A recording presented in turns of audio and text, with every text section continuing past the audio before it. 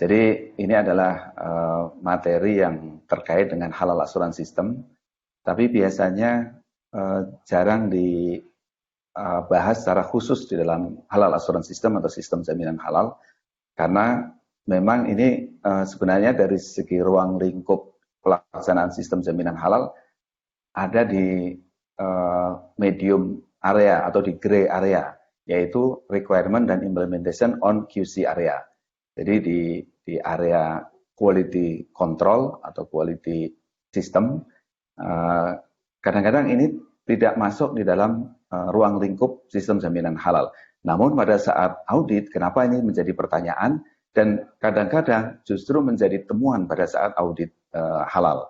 Nah, nanti akan saya terangkan bagaimana ruang lingkup audit halal dan juga peranan QC area ini di dalam sistem jaminan halal.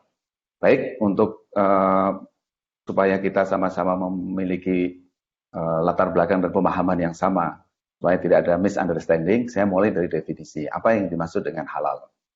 Halal itulah sesuatu yang dibolehkan menurut ketentuan syariat Islam. Jadi, pada prinsipnya segala sesuatu itu halal.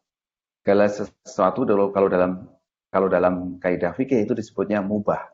Mubah itu adalah boleh untuk dikonsumsi, artinya halal, kecuali yang memang ada larangan di dalam Al-Quran maupun hadis. Jadi kalau ada barang halal itu kita nggak usah nanya dalilnya apa, karena pada prinsipnya semua yang ada di dunia ini halal kecuali yang diharamkan. Nah, ketika kita mengatakan sesuatu itu haram, itu yang harus didukung dengan dalil. Artinya barang ini diharamkan karena ada di dalam Al-Quran atau dilarang di dalam Al-Quran. Atau mungkin hewan ini diharamkan karena disebutkan di dalam hadis. Jadi artinya yang haram itu yang harus ada dalilnya, bukan sebaliknya. Kemudian hal yang kedua, karena di dalam Al-Quran itu disebut halal dan thayyiban, halal dan thayyib. Nah, thayyib adalah sesuatu yang baik, yang suci, bersih, tidak berbahaya bagi kesehatan. Nah, ini semua yang terkait dengan aspek kesehatan itu masuk dalam thayyib. Halal dan thayyib itu tidak bisa dipisahkan, karena halal kalau tidak thayyib ya sama aja, tidak akan bisa dikonsumsi oleh manusia, khususnya umat Islam. Demikian juga thayyib tapi tidak halal, ya berarti tidak available atau tidak bisa dikonsumsi oleh konsumen muslim. Sehingga halal dan thayyib ini menjadi padanan yang tidak bisa dipisahkan. Nah, tadi asal dari benda itu adalah boleh kecuali yang diharamkan. Nah, kalau kita tilik di dalam Al-Quran, itu ada beberapa saja yang diharamkan.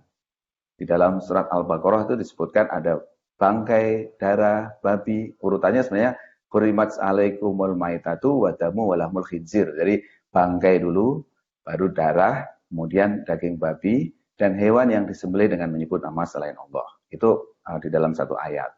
Kemudian di ayat yang lain ada disebutkan namanya khamr. Khamr itu kita ketahui adalah minuman keras, minuman yang memabukkan. Jadi semua jenis minuman yang menyebabkan mabuk, nah ini masuk dalam kategori khamr. Nah itulah yang diharamkan oleh Allah. Jadi hanya 5 item yang secara eksplisit, secara jelas disebutkan di dalam Al-Quran. Kemudian di dalam hadis itu disebutkan beberapa hadis yang mengharamkan hewan yang buas. Hewan buas itu adalah hewan, ciri-cirinya hewan yang memiliki taring dan berkuku tajam. Jadi seperti harimau, singa, jangankan kita memakannya, melihatnya saja kita sudah takut, gitu kan. Kemudian dalam hadis yang lain disebutkan hewan yang menjijikkan ini sifatnya umum. Artinya kalau manusia secara umum melihat kecoa itu jijik. Tapi mungkin ada orang yang tidak jijik dengan kecoa. Nah itu pengecualian. Sehingga dalil pengharaman hewan yang menjijikkan itu adalah yang sifatnya umum. Karena artinya kalau secara umum manusia jijik dengan binatang itu ya, itu berarti masuk ke dalam yang diharamkan.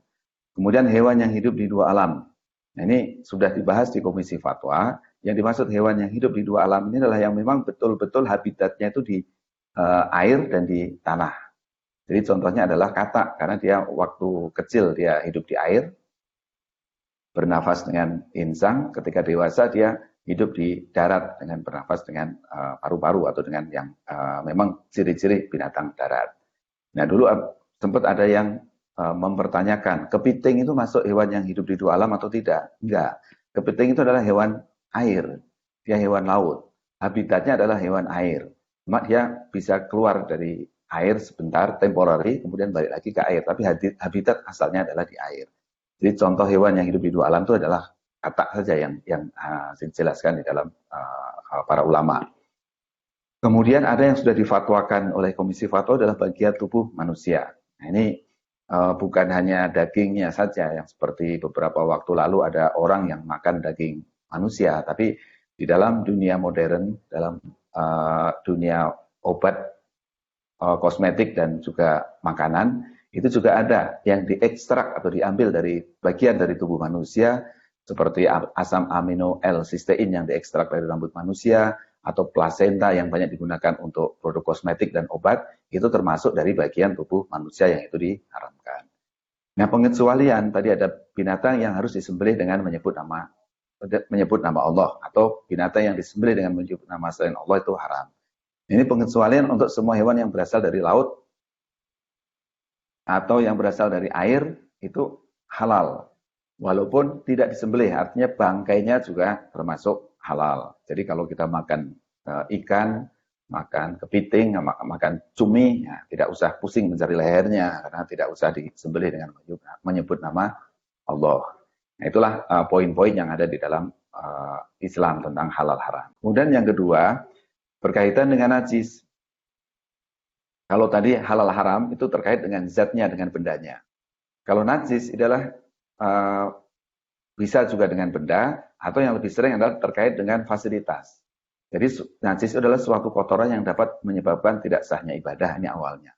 Tapi setiap benda yang terkena najis atau terkontaminasi najis, ini disebutnya dengan mutanajis. Dan dia termasuk yang haram.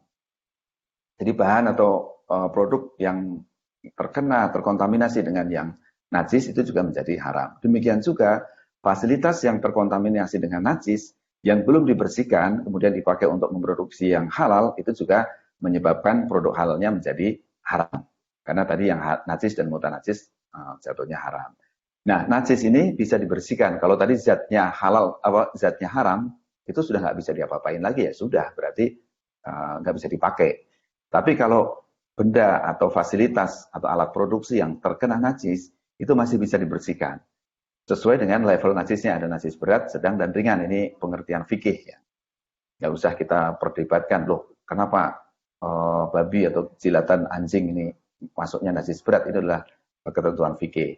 Najis berat, itu contohnya air liur atau jilatan anjing, kemudian babi dan turunannya. Jadi babi itu selain zatnya haram, juga najis. Nah, cara mensucikannya dibasuh dengan air 7 kali, salah satunya dicampur dengan tanah, atau bahan pembersih kimia yang bisa menggantikan tanah. Nah, ini agak berat memang. Nanti sehingga implikasinya nanti pada sistem jaminan halal yang sudah tersentuh benda najis berat itu harus dibersihkan, dan penggunaan fasilitas itu tidak boleh digunakan bersama antara yang halal dengan yang terkena najis berat, atau digunakan bersamaan dengan najis berat. Sedangkan najis sedang itu adalah najis, contohnya adalah bangkai hewan yang tidak disembelih, ya. Kemudian darah, khamr itu juga selain haram juga najis, tapi najisnya sedang. Kotoran hewan, air kencing hewan dan manusia, dan lain-lain. Jadi termasuk kotoran-kotoran yang sering mengkontaminasi tubuh kita, itu juga masuk ke dalam najis sedang.